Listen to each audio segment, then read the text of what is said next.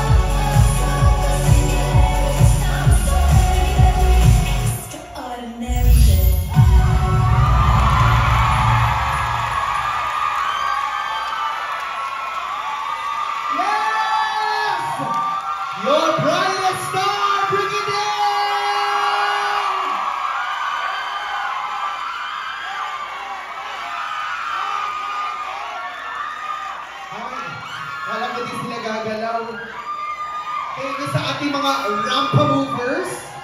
At yes, Bright Star, inom ka muna. Grabe, talaga nagniningning. Did you guys love that?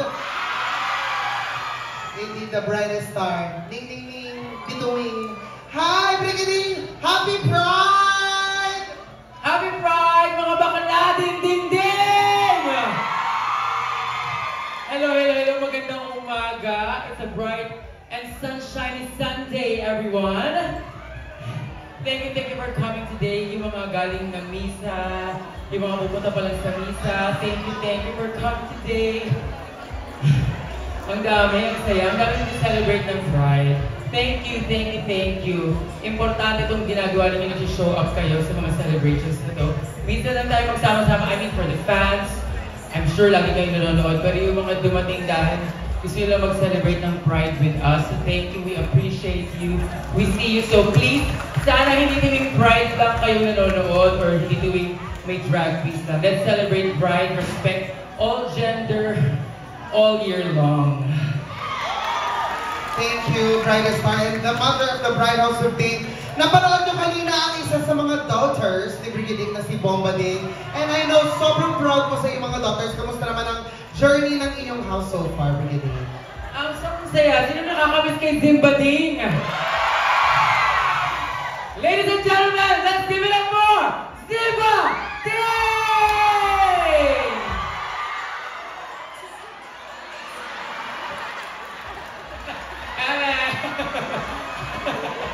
Ang galing ng ilaw, bilis.